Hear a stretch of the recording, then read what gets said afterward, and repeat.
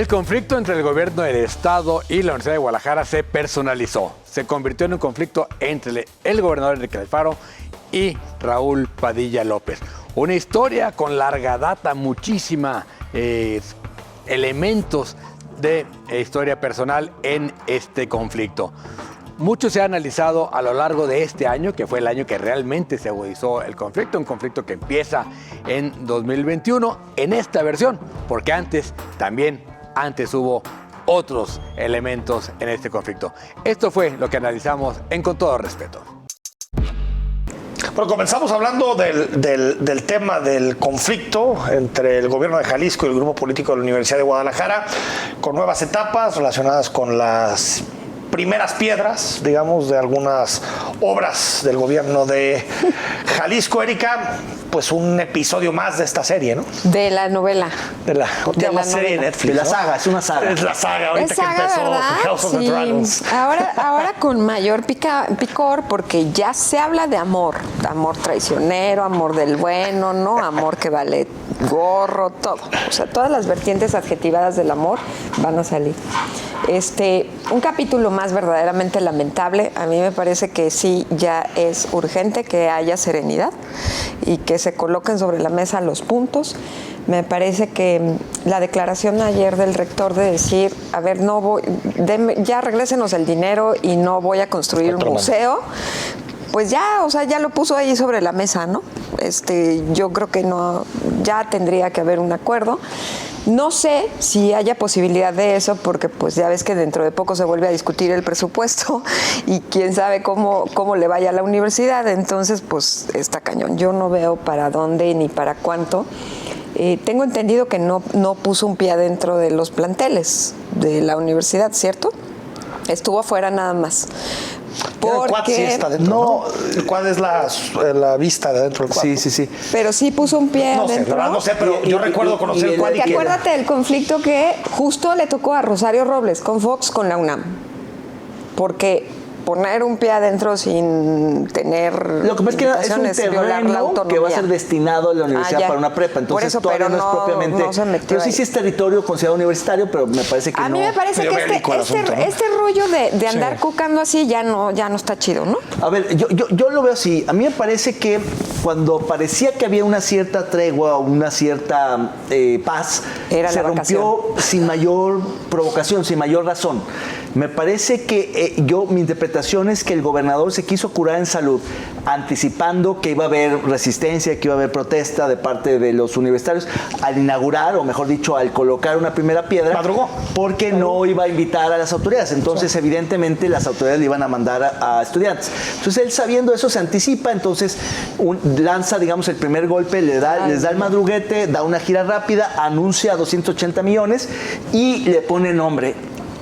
Obras son amores. Me parece que es una especie como de provocación que en realidad tiene otro trasfondo. En mi opinión, lo que está buscando el gobernador es continuar la saga, mantener el conflicto, digamos, recrear al enemigo invisible, al enemigo imaginario, que aunque es muy real, pues es imaginario porque no es su interlocutor. Alfaro no se pelea con Padilla porque Padilla nunca le ha respondido. Y porque Padilla decidió nunca salir. Y no salir a hablar de los temas. Claro, exacto. ¿para qué? Y en ese sentido, me parece que para que haya un pleito, pues se necesitan dos. Y me parece que el gobernador se queda en el ring permanentemente, digamos, apelando a su enemigo sin que el enemigo se ponga los guantes. Tiene que subir a alguien más en su lugar, que es el rector, pues a dar la cara, a responderle, a generar, a aprovechar esos vacíos para que no haya ese eco. Me parece inteligente la respuesta de Villanueva en el sentido de doblarle la apuesta al gobernador. En lugar de responderle, decirle no somos truanes, somos académicos, no somos pillos, somos directivos, etcétera, le dijo, a ver, aquí hay otro plantel. En lugar de construir prepas sin invitarnos, sin avisarnos, sin nada, mejor habilitemos este campus que ya está hecho. Me pareció una buena salida. Y no va a ocurrir. El CUS de lo normal. Pero el hecho es que, a ver, yo creo que si el debate se vaya hacia las inversiones en temas educativos y no el museo, creo que hay más posibilidades de llegar a un acuerdo. Claro, mucho más. Porque el museo, sí se convirtió en un asunto relacionado con Raúl Padilla, muy simbólico, y por lo tanto el gobernador difícilmente moverá pieza en ese tema. Exacto. Pero Villanueva le dice, a ver, hablemos de inversión, y creo que ese debería ser el debate institucional entre un gobierno y su universidad. Ojalá me ¿Cómo se equivoque, invierte? porque si Y le que toma no nada más son piedras, ¿eh? Porque de nada por supuesto, son te maestros, sirve el por edificio, supuesto. son Por los supuesto. maestros. Pero creo que es un montón de paso que se cosas empiece no a hablar pasan. ya de pesos y centavos Sí, y sobre ya, cosas ya. donde sí se puede llegar a tierra de por medio. Creo que sí se puede llegar a un por eso acuerdo. lo Ojalá decía. me equivocara, pero si el gobernador le tomara la palabra a Villanueva y le dijera, órale,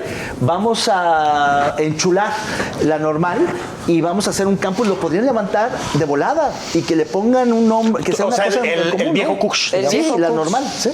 Entonces, una zona preciosa donde empieza a proyectar el alcalde. Y claro. también a mí me parece hasta cierto punto ya un despropósito el anuncio de la universidad de otra vez las marchas, que ya son medio anticlimáticas y que nomás enfurecen al gobernador y que Anticlimáticas. realmente no Pues cada son quien saca sus cosas, ¿no? sus cositas. Sus Ya me instrumentos. parece que ya están muy vistas también. Erika, debate nacional sobre el nuevo, es que no sé cómo decirle, el nuevo programa plan educativo, El nuevo pero plan. contenido, ¿no? Pero no hay ningún documento en sí, sino simplemente unas hojas que conocimos de parte de la Secretaría de Educación Pública, en donde se habla de la importancia de cambiar el modelo, ir hacia un asunto de colonial, no sé.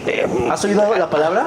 ¿De colonial? ¿De colonial? Yo sí, fíjate. Sí, Yo estudié en el Cuch. Yo los estudié en el Cuch, entonces, feminismos de coloniales. Yo esa palabra se se ha los utilizado recomiendo. muchísimo. Ahora, ¿hay que tomarnos en serio esto o es nada más propaganda? A mí me parece que es una vacilada, pero lamento mucho que yo sí comparto la idea de que es un sexenio perdido en la educación. Totalmente. totalmente. O sea, tristísimo, porque además estamos hablando de una generación muy probablemente que esté de verdad La del perdida. COVID, aparte. Sí, y que además muchos de ellos ya no regresaron a la escuela y demás. Pero es Entonces que ni sí siquiera me parece sabemos, ¿no, Erika? terrible. Es terrible, no tenemos un maldito diagnóstico. Y hoy, yo nunca lo había visto, Esteban Moctezuma rompe el código del silencio, ¿no? Como exsecretario de como Educación. exsecretario de Educación. Como Ya el ves único que más o menos fue digno en ese nadie puesto. puede hablar, y escribe Ya un está, sí. texto muy largo, muy contundente, que yo Fíjate. además valoro porque Sí, señor. si alguien no es improvisado, es Esteban Moctezuma, Sí, porque sí. acuérdate que se metió mucho tiempo en el tema educativo desde cuando Sí. estaba con Cedillo y después con la No, y Fundación hacerlo desde Salinas. adentro, desde la TV Embajada de Azteca. Washington, necesitas tener mucho valor.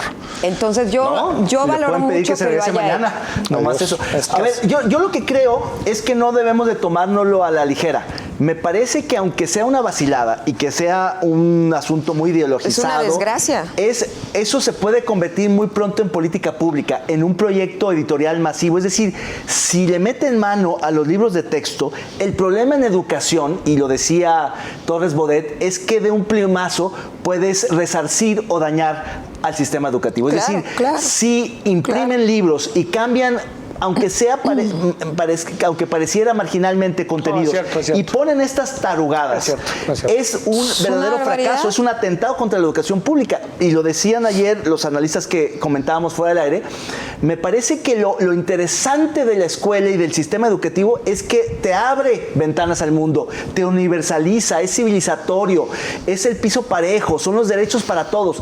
Y este planteamiento comunitarista, de aldeano, Nada que ver. parroquiano, es realmente un retroceso. Y sabes también es un dos, retroceso gravísimo. Yo no sé, a ver, yo no sé qué problema tiene este gobierno con la excelencia. Y con este tipo de valores. ¿Qué es fifí? Una cosa, pues sí, pero una cosa es Claro, el decir, mérito, la existen competencia. desigualdades en este país y por lo tanto tú no puedes nunca comparar a un niño que nace en Guerrero con un niño que nace en una clase alta de la Ciudad de México, de Guadalajara. Por supuesto que es incomparable, pero tú tienes que aspirar a que ese niño de Guerrero llegue a competir y llegue a la excelencia. O sea, es como si decían, como no podemos hacer eso, pues mejor que a todos les vaya mal. Oye, salud, A todos. educación y seguridad, un desastre. Un desastre, y Un bueno, y desastre. economía más o menos. Oye, y se fijaron que la gente se opuso a esta supuesta reforma Se les hace porque muy les parece conservador. Sí, porque neoliberal. salió- no, y Imagínense salió el dónde Bester estamos. también, ¿no? Y es que entonces Y la secretaria de Educación viene de la CENTE. Exacto, Es que imagínate verdaderamente que- estamos Es que de volviendo veras sí locos. está mal, ¿eh? Entregamos el sistema educativo a Totalmente. estos cuates. Otra vez. O sea, que Otra estemos vez. discutiendo a un personaje tan menor como Marx Arriaga que es el artífice, el ideólogo del sistema educativo en esta administración, es gravísimo. Es decir, antes hablábamos de los Torres Bodet, de los Vasconcelos, de Agustín Yáñez, de Reyes Herodes. Hasta Lujambio. Hasta Lujambio. Decente. No, claro. El último hasta decente. Lujambio. Pero estos cuates... Impresionante. Y este hombre que se acaba de morir hace poco también, bueno, me voy a acordar, pero era una cosa brillante, ¿no? En el sexenio de Peña Nieto, que fue subsecretario de Educación. Bueno, me voy a acordar, en honor a su Sí, se a su buen respetaban nombre. ciertos niveles dentro de la administración pública. Y trayectorias. Y trayectorias.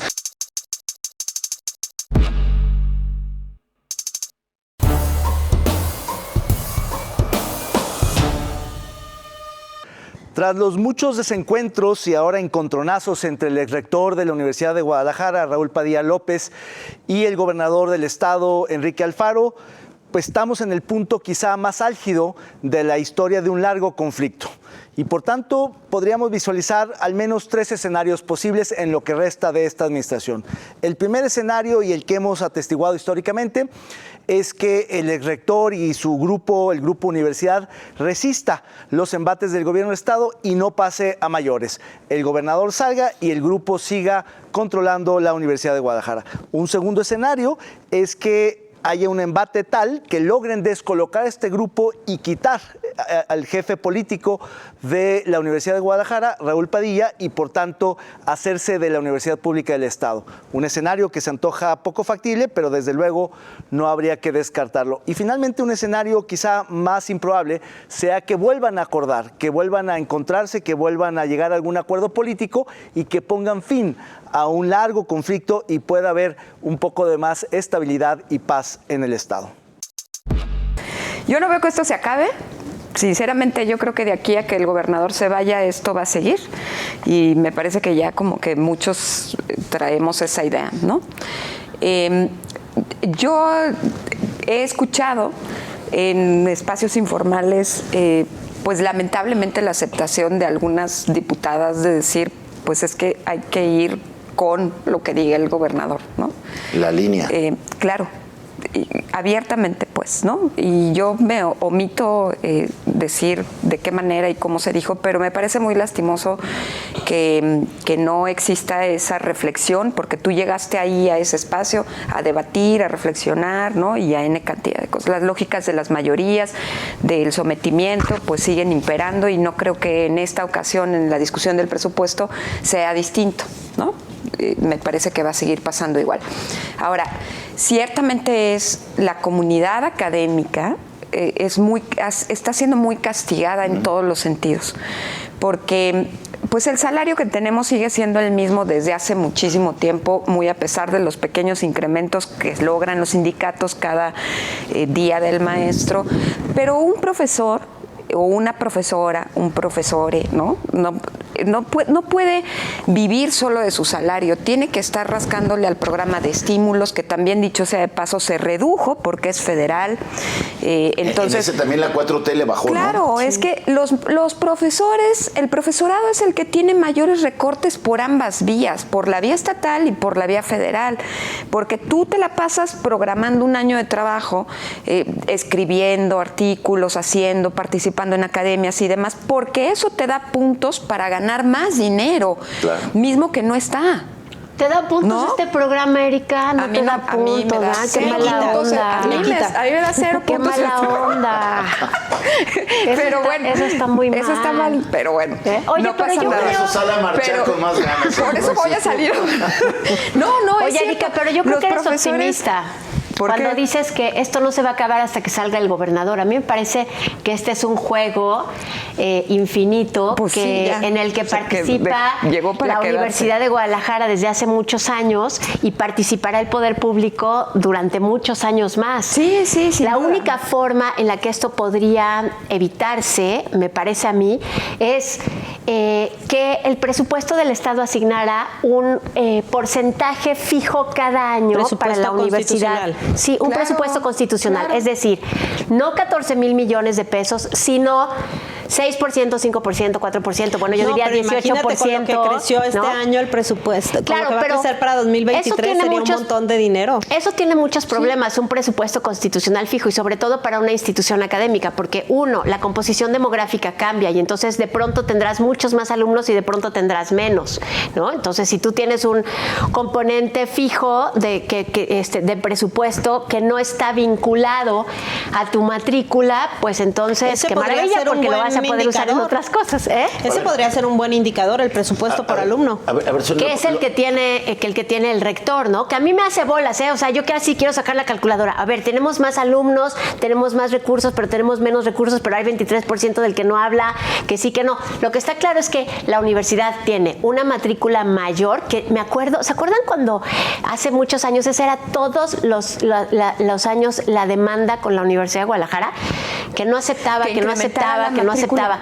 Me parece que esa discusión, aunque sigue presente, tiene mucho menos fuerza, porque ha aumentado mucho su matrícula, pero proporcionalmente no ha aumentado los recursos. Entonces tiene más alumnos y los atiende peor.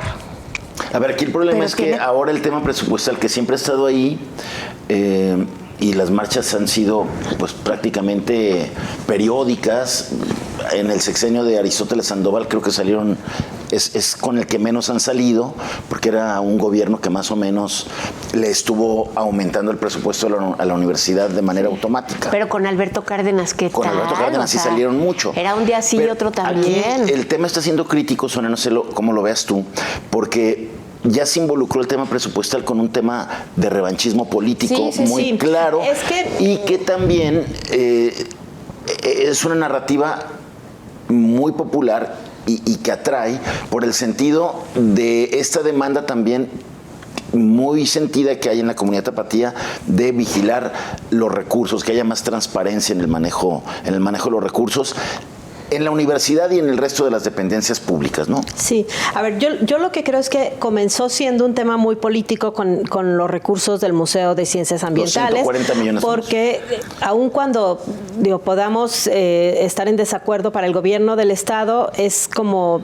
ellos le dicen el negocio, yo creo que ellos saben que es un proyecto al que Raúl Padilla, que es el jefe político de la universidad, le ha apostado. ¿Qué ha sido en beneficio de la ciudad? Yo creo que la vida cultural gira en torno a las actividades de la universidad en Jalisco, eso creo que nadie lo puede dudar. O sea, lo que tenemos acceso de cultura de verdad, o sea, no las luces en los edificios, no los parquecitos de diversiones, no. Estamos hablando de cultura, de música, de literatura, de teatro, de cine, eso lo tiene. Exacto. Poesía. Todo eso, Todo el es de la acceso universidad.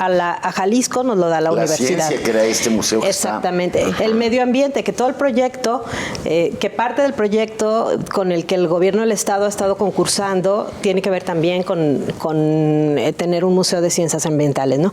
Bueno, ahí era una parte política este conflicto, que además creo que no nos queda muy claro cuándo empezó, porque cuando rompieron en Tlajomulco quedaba muy claro que era una disputa por plazas y cuestiones de ese tipo. Pero fueron aliados muchas veces después de eso. Pero Pero también pasó fueron ahora? enemigos muchas veces antes de eso. No queda muy de claro. uno y de otro lado dicen que una cosa que detona el conflicto es la creación del partido Hagamos, ¿no? Puede ser, pero tampoco me parece que sea un asunto como para empezar a dar ese otro paso, que es lo que ya mencionabas, que es ir al tema ya educativo, el presupuesto de educación de la universidad.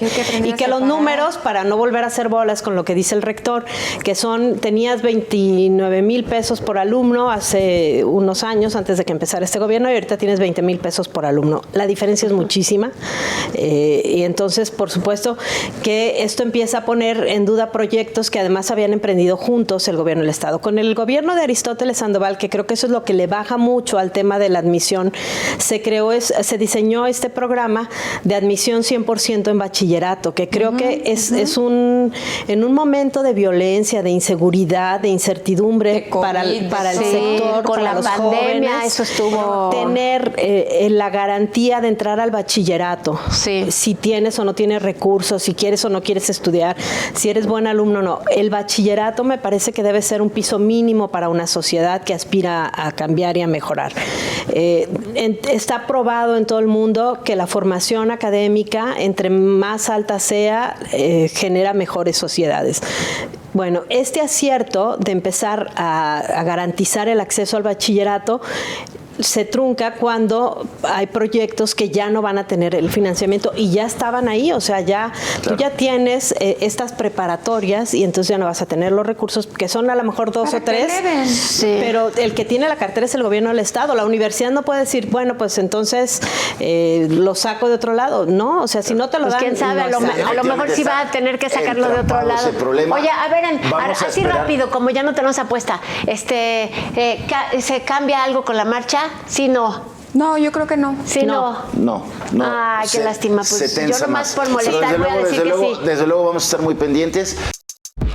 Es un tema que va a seguir dando de qué hablar en los siguientes meses, años, al menos en lo que resta del sexenio, y es un déjà vu. ¿Tú cómo la ves, Jaime? Bueno, lo de las exigencias universitarias y las salidas a la calle para exigir presupuesto son cíclicas, ¿no? Lo comentábamos aquí la semana pasada, pero creo que esta vez se dan en un contexto de, pues, en una relación totalmente enfrentada con la autoridad, entre la autoridad universitaria y la autoridad estatal, que tienen pues más de un año con un abierto enfrentamiento, principalmente por el tema del presupuesto, pero que también tiene que ver con diferencias políticas entre el grupo alfarista y el grupo padillista que domina la Universidad de Guadalajara desde hace más de 30 años, ¿no? ¿Tú coincides, Erika? ¿Cómo estás viendo el conflicto? Pues yo creo que es un conflicto que no va a acabar, ¿no? Esto ya quedó más que claro. Yo lamento mucho el nivel de discusión que se dio el sábado, incluso desde la forma de citar, ¿no? Y de acordar en qué día y demás, estos discursos de las diputadas y de los diputados de no importa, yo disfruto mucho trabajar en sábado. Y no se trataba de trabajar en sábado, ¿no? Se trataba de una discusión con argumentos técnicos. A mí me parece que sí fue infructífero. Creo que es subido de tono en algún momento, ¿no? Yo de pronto sí noté al rector un poco molesto ya de tratar de dar los argumentos que tenía que dar. Yo creo que sinceramente ya estaban como muy planchados todos los elementos para lo que está ocurriendo justo en este momento, y los argumentos que plantean las y los diputados, específicamente los de MC, son los que han utilizado durante todo este tiempo. Son baratos, son banales. Yo creo que nunca en su vida han pisado un centro universitario, ¿no? O si no lo han hecho últimamente, o una preparatoria, y pues no me parece que su nivel de debate y de diálogo corresponda a su propia formación. Diego, ¿tú lo estás viendo igual? Yo diría varias cosas. La primera es que efectivamente sí hay un trato no correcto del presupuesto universitario, en el sentido de que ni siquiera es la inflación, está por debajo de la inflación. Segundo, que tenemos que salir de esta cosa, digamos, verdaderamente ya casi caricaturesca de la forma en que se discute cada año el presupuesto universitario. Hay esta cosa del 52-48 que me parece que ya no sirve, no tiene ningún sentido, y se usa para un lado o para el otro. Los dos lo usan como argumento dependiendo de cómo les convenga. Tercero, me parece que sí tiene que ser el presupuesto en general mucho más profesional en la manera de elaborarlo. Es verdaderamente patético la irresponsabilidad de los diputados en la manera de aprobar el presupuesto. Porque una cosa es que el Ejecutivo mande, ¿no? Creo que hay mucho más técnica en el Ejecutivo, independientemente que se pueda estar de acuerdo o no con sus razones y con la manera en que distribuye el recurso. Pero justamente el trabajo del Legislativo es que la propuesta del Ejecutivo no tenga solo la visión del Ejecutivo. Claro, y yo creo que de eso es lo que se trata, de democratizar un presupuesto. Significa entender y escuchar los argumentos de todos para ver abrir la discusión, cuál y dónde cada peso es más eficiente. Entonces me parece que incluso la marcha de mañana bienvenida, ¿no? Yo creo que hay que seguir haciendo la política en la calle, pero insistiría pues que ya es parte de una buena tradición, simplemente no va a servir para nada, no va a generar más presupuesto, va a generar más cohesión al interior del grupo universitario, que supuestamente es lo que Alfaro quiere combatir. Claro, a mí me parece que la clave está en la ausencia de una discusión en serio y a fondo del presupuesto en general, no solamente del presupuesto universitario. Es tan mecánico, es tan opaco, es tan poco abierto la discusión de la decisión más importante que toman los diputados, que es la aprobación presupuestal. Es decir, una de las funciones sustantivas de todo Congreso es esa, y le dan fast track, trámite expedito. Son una oficialidad de partes, bien lo decía el gobernador, es una ventanilla, le faltó decirlo, de trámite, donde lo que el gobernador manda se aprueba sin leerse. En la mayoría de los casos los diputados ni siquiera revisan el presupuesto, que es un documento complejo técnicamente. No tienen ni siquiera... entenderán? Muy pocos. Yo creo que en realidad, técnicamente en el Congreso, nadie. Me atrevo a afirmarlo y sostenerlo. Nadie. Algunos diputados, como Chema Martínez, podrían entender un poco la lógica de la negociación presupuestaria, porque ya sabe dónde se puede jalar la cobija, dónde se puede estirar un poco. Pero entender la estructura presupuestaria, ningún diputado tiene ni la menor idea. Por su formación, por su trayectoria, por todas las condiciones que los caracterizan.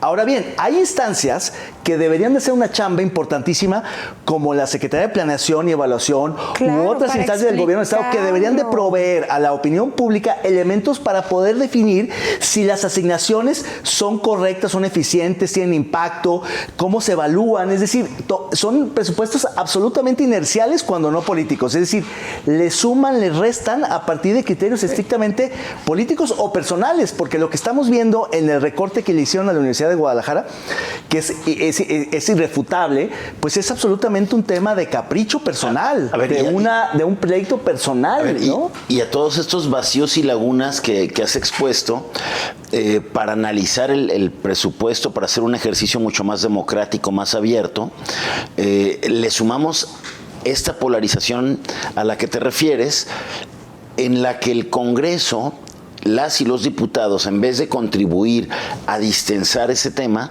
pues son parte de la polarización, al ser una bancada mayoritaria totalmente sumisa, desaparecida, y que se ha llevado con ello, junto con sus aliados, e incluso con el principal opositor, que es Morena, a un tema de incondicionalidad al Poder Ejecutivo, que lo tiene borrado al Poder Legislativo. Y en este pleito también, con la Universidad de Guadalajara, el Ejecutivo también se ha echado y ha alineado al Poder Judicial. Digo, hay un tema ahí de despidos. Entonces, hay una cosa ahí de desaparición de poderes que ha polarizado mucho más este asunto y que complica el tema presupuestal. Porque los poderes formalmente funcionan, simplemente son abyectos, ¿no? Diego, ¿por qué logra el oficialismo que lo acompañen en estas votaciones el PAN, incluso Morena? Porque, a ver, finalmente lo que tiene el presupuesto, ellos lo que tienen es municipio. El PRI se acaba de salir, ¿no? Y lo que hacen es bajar dinero para los municipios, ¿no? Y la otra, que hay que ver cuánto dinero hay en obra pública y cuánto significa la obra pública en el momento del reparto de utilidades, ¿no? De hecho, acaban de decir que la Comisión de Hacienda, con el presupuesto que están pasando al Pleno, le quitaron otros 37 millones de pesos a la Universidad de Guadalajara para pasárselo a la CIO. ¿No? El doble golpe. Y entonces sacan un comunicado ahorita en MC diciendo que el costo de todas las marchas más la de mañana es de 37 millones de pesos, mismos que les quitaron en este momento. Increíble. Entonces, de verdad, son ridículas. Solamente una acotación. Cuando me refería a que ningún diputado le entiende el presupuesto, me refiero, por supuesto, a la mayoría oficialista, que como borregos votan, no lo abren, no lo leen, no lo entienden, y es penosísimo, porque el coordinador parlamentario de Movimiento Ciudadano no le entiende.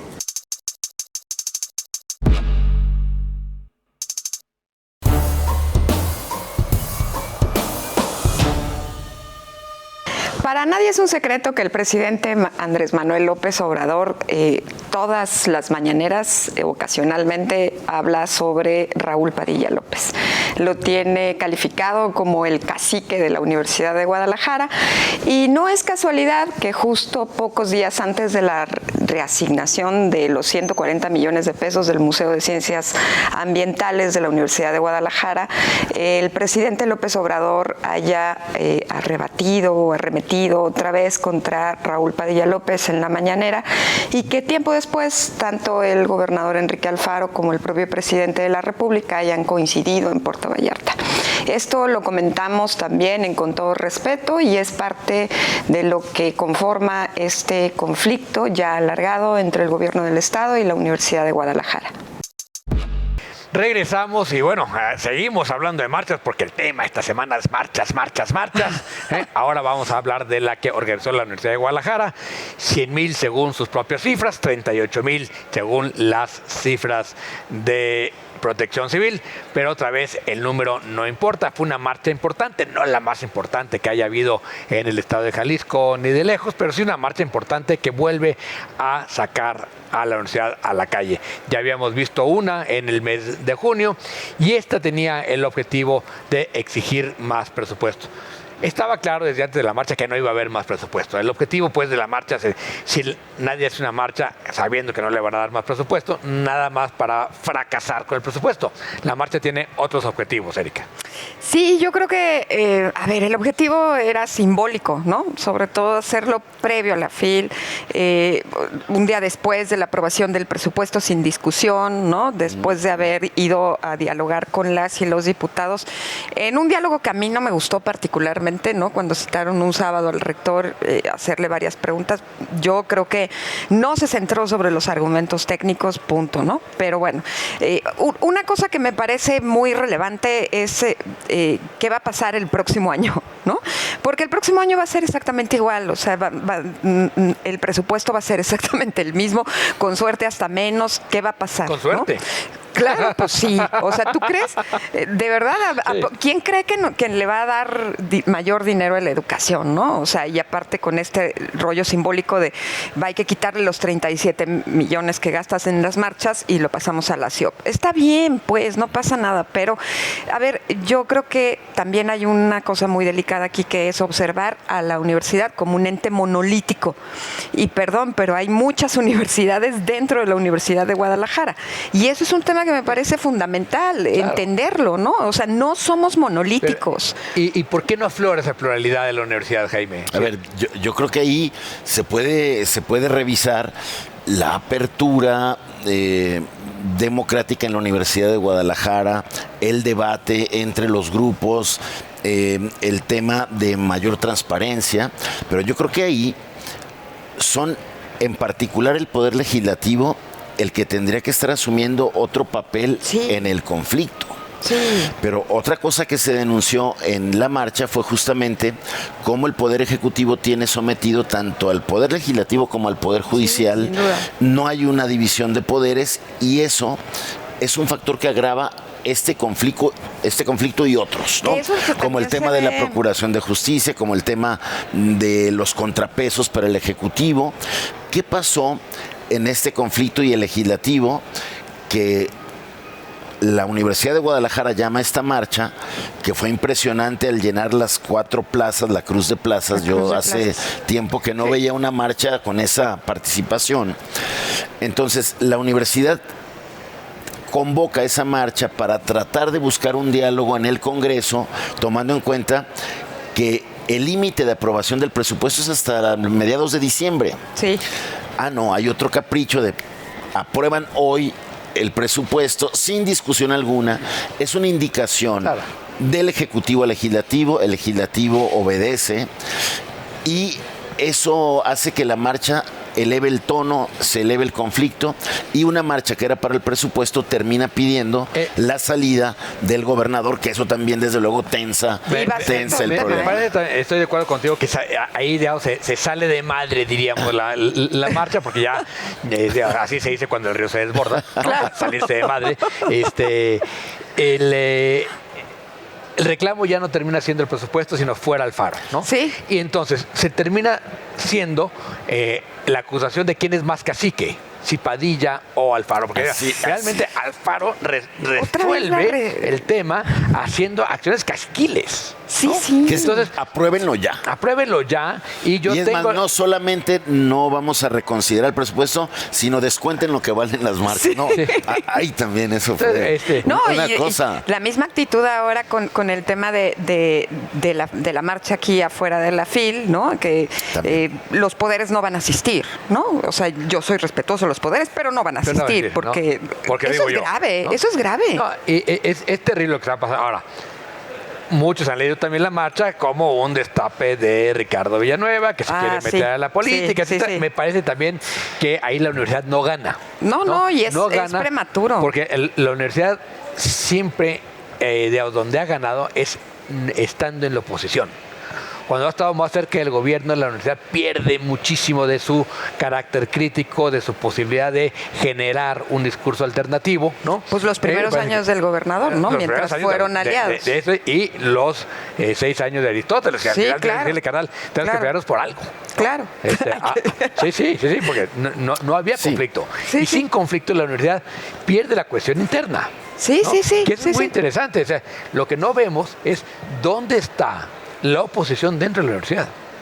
Esa es una muy buena discusión. Yo creo que es una discusión que incluso tendríamos que dar al interior, ¿no? Entre nosotros mismos. Otra vez, yo vuelvo al tema. ¿Por qué estamos otra vez resignificando las palabras del pasado, ¿no? Trayéndolas aquí. ¿Quién es más cacique? ¿Raúl Padilla o Enrique Alfaro, ¿no? ¿Quién es más autoritario? Y no se trata de quién sea más qué, se trata de que estamos viviendo en una democracia que queremos resignificar. Y eso significa también discutirnos de una manera distinta, ¿no? Dialogarnos de una forma diferente. Y no con amenazas, y no con persecuciones, ¿no? Y no con todo este tipo de cosas que se van a emprender. Ahora, habrá que ver en adelante, ¿no? Lo que dijo el propio rector Ricardo Villanueva, que es este tema de la falsa revocación consulta de revocación del mandato, ¿no? Que será cómo la van a operar o qué es lo que va a pasar. Es decir, ahí también yo creo que ya es un terreno complejo, ¿no?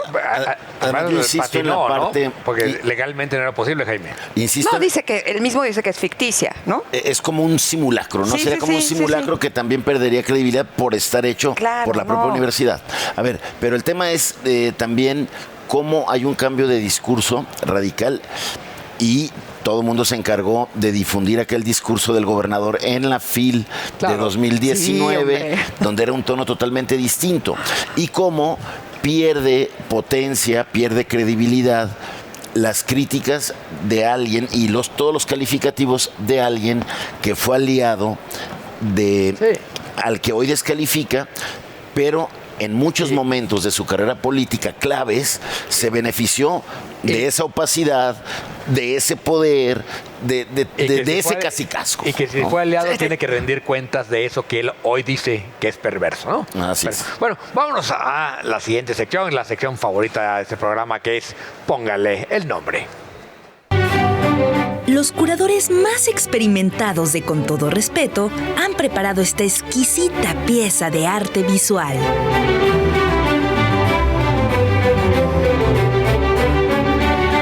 Usted, póngale el nombre. A ver, Erika, ponle nombre. Es lo que te digo, ese tipo de imágenes son terriblemente peligrosas, pero es amén y lo que diga el pueblo, ¿no? Amén y lo que diga el pueblo. Yo le pondría el peje Mesías. Yo Jesucristo superestrella no va, sería superpeje. El superpeje. Peje superestrella. Sí, no, eso es una imagen. Y luego, a ver, no quieren que Krause le diga el Mesías tropical. Sí, hombre. Y luego hacen eso. Y luego hacen eso y luego ponen la Chicoche en las mañaneras, imagínate, ¿no? Oye, pero además hizo un esfuerzo. ¿Quién? Es un esfuerzo físico extraordinario para hacer esa caminata, sí, ¿no? 5 horas. Por eso le querían arrimar, ya no es Suru, ahora es Jetta. Creo que también hubo ahí un sobresalto cuando se quiso subir al coche y que la gente le dijo, no, camina con nosotros hasta el palacio. Camina, sí. No, pero le faltó la cruz para que... Sí. Bueno. Solo eso le faltó. Porque, a ver, son imágenes muy fuertes como de lo que tiene más, digamos, la fuerza de esta imagen es ese, digamos, abrazarse, ¿no? Que nos recuerda esa primera frase del primer discurso de yo ya no me pertenezco, que es una frase que han repetido muchísimos de los líderes mesiánicos en Latinoamérica. Vi hace unos días una película de Evita Perón y vieras qué frío me dio. ¡Ay, qué horror! No me digas eso. ¿Por qué? No, son las mismas frases, las mismas formas, las mismas, ¿no? Y Evita terminó siendo la santa de Argentina. Y todavía no se lo pueden sacudir el peronismo, ¿no? Sí, el tema de su trascendencia fue como la parte más, o la que hizo un poco distinto este discurso, que siempre los trimestrales que da, pues casi son lo mismo.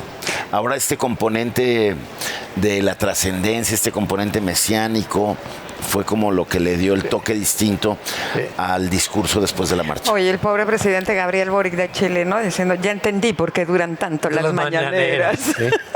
Pero sí, a ver, pero además, otra vez con el mismo descaro de decir que ya se había arreglado el sistema de salud, que teníamos el sistema de salud universal, ¿no? Estas formas, digamos, de gobernar por decreto. Gobernar, de que se acabó la pobreza, que ya no hay pobres en México, que ya no hay hambre en México, ¿no?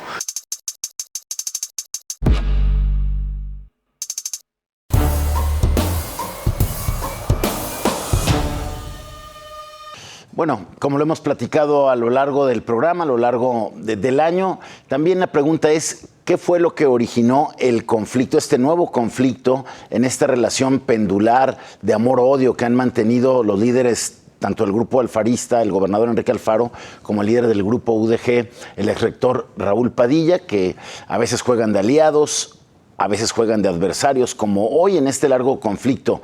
Platicamos aquí que uno de los factores fue sin duda el rompimiento de la alianza político-electoral en la que jugaron en el 2018 y que ya no se repitió en el 2021 y que por ello el Grupo Universidad impulsó la creación del partido político estatal Hagamos. Otro motivo también está ahí y del que hablamos fue la crítica severa de los expertos en seguridad de la Universidad de Guadalajara a la creciente crisis de inseguridad y violencia que vive Jalisco desde en los tiempos recientes. Veamos.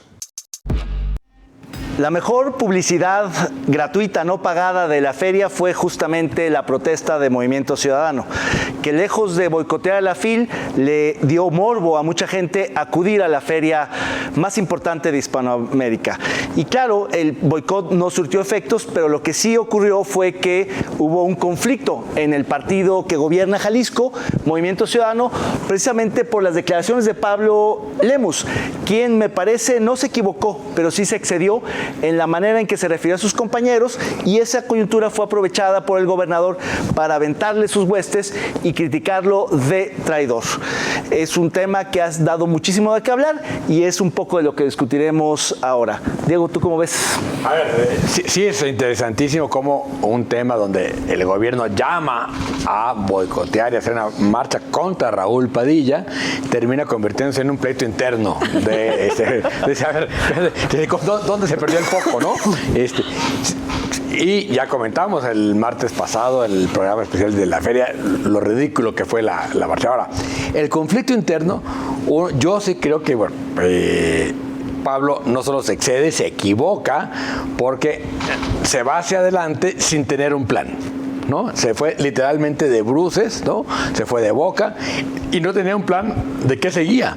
Y entonces lo que siguió fue que lo agarraron de frente y lo doblan entre el gobernador y Dante y lo llevan a hacer este discurso que me pareció muy malo el día de ayer, de aquí está la mano tendida, a mis compañeros míos, ¿no? Que comentábamos, tienen un retrogusto horroroso a aquel discurso de la mano tendida, ¿no? De Azordaz, ¿no?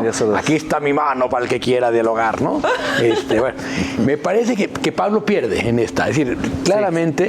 Le salvó la semana al gobernador, porque reposiciona al gobernador como el gran líder de MC, y Pablo queda totalmente hecho pedazos, abyecto por un lado, ¿no? Lo que no quería parecer, lo pareció ayer, y por otro lado, claramente, reconociendo que el control de MC en el Estado lo tiene el gobernador.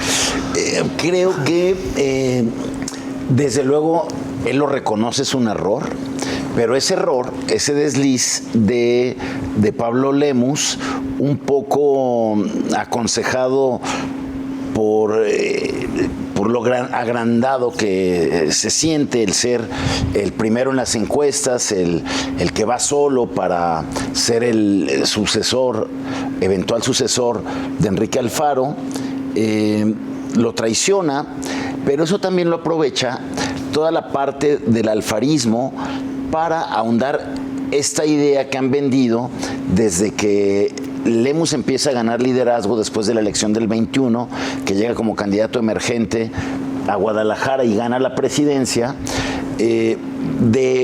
lo vendían como, a ver, Pablo desprecia las estructuras, no abraza al alfarismo, entonces, bueno, toda esa narrativa se fortalece cuando dice, pues yo no fui a la marcha porque yo no soy un arrastrado, los del PAN son los que quieren dividir, sin mí no ganan. Bueno, pues ahí creo que hay se concatenan una serie de errores que obligan a Pablo a ayer ir a la Convención Nacional a pedir una disculpa, a decir que quiere seguir en MC. Creo que lo importante ahí es que la señal que manda Pablo es: no me voy de MC, me quedo a seguir luchando por la candidatura, y creo que es muy importante que Dante le haya abierto un espacio cuando lo que querían era aislar ya a Pablo. Creo que el haberle dado esa tribuna junto con Colosio y junto con Samuel García a Pablo, creo que no cayó muy bien aquí en Jalisco, y más aún porque había una ausencia ahí del gobernador y de quien se reclamó con nombre y apellido líder único de ese proyecto de MC. Sí, yo coincido con ambos análisis. A mí me parece que fue muy divertida la semana pasada, ¿no? Porque entre que ya vine y le traigo un tecito, sí, de qué creen que es, ¿no? Y todo este tipo de cosas, pues es que qué divertido ver este tipo de cosas.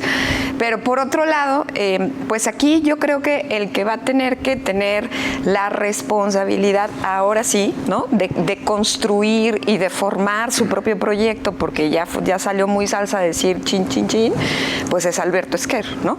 Y eso significa construir un proyecto, no con las estructuras muy probablemente, pero sí en función de su propia imagen, ¿no? De verdad aprovechar el espacio en el que está, porque me parece que está muy desaprovechado por el nivel de posicionamiento que tiene.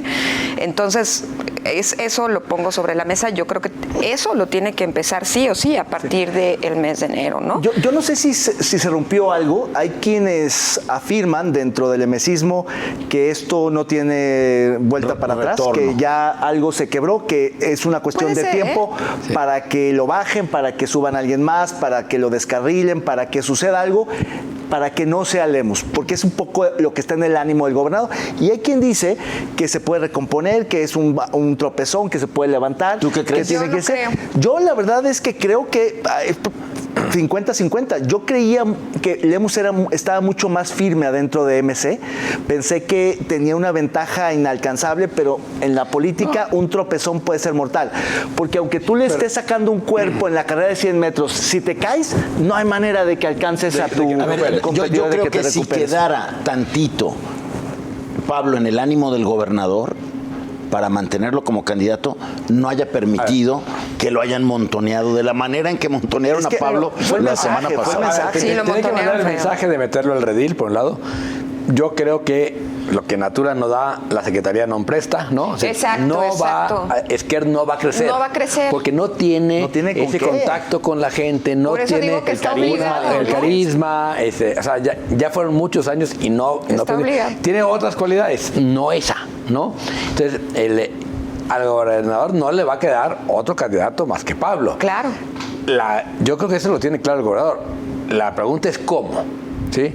Con Zapopan o sin Zapopan, con Guadalajara sin Guadalajara, con Congreso sin Congreso, y dependiendo pues yo creo que la propuesta va a ser solo la gubernatura, todo lo demás para mí, y mitad de las secretarías también para mí. Claro, perdió margen de negociación Pablo en este conflicto, porque si antes pues no iba a tener un solo diputado, ahora menos, porque no se van a arriesgar. Muchos militantes lo que dicen es, si ya no le aplicó Lemus ahora, no vamos a confiar en él cuando sea gobernador. Entonces, yo coincido con Diego, para mí es el gobernador porque es con el único que pueden ganar. Pero la pregunta es cómo, si lo cercan y lo ahorcan o no. Claramente Lemus va a imponerse, va a diferenciarse en su momento. Va a entrar. O sea, hay dos cosas ahí en los tweets famosos.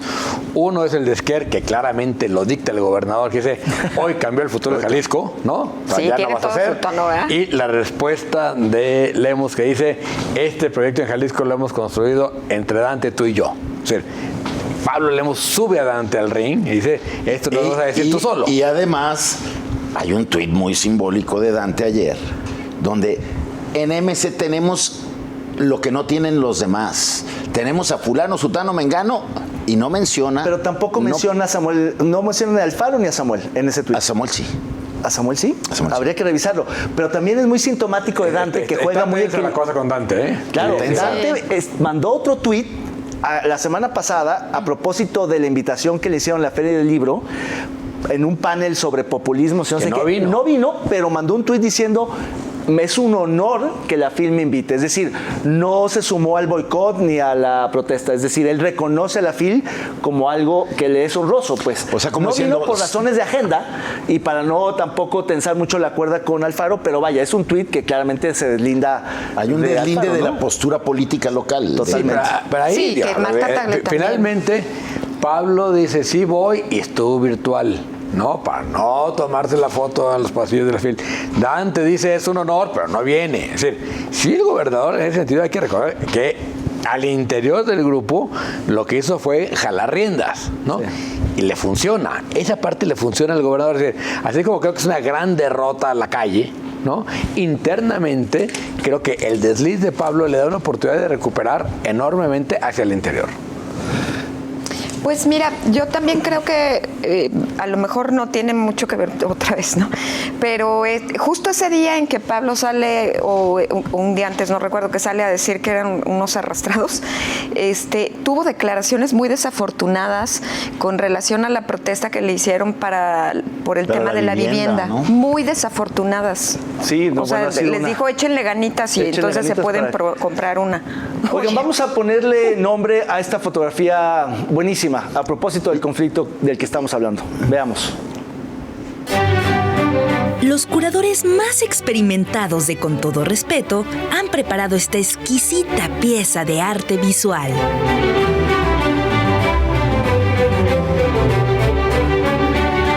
Usted, póngale el nombre.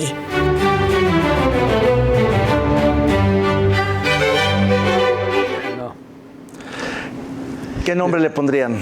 Yo le pondría, ¿se la mandas tú, Alfaro, o se la mando yo? Oye, ¿se vale esa de quinceañera, la de Sereno Moreno? Sereno sí, Moreno. ¿verdad? Moreno. Contacto en CDMX.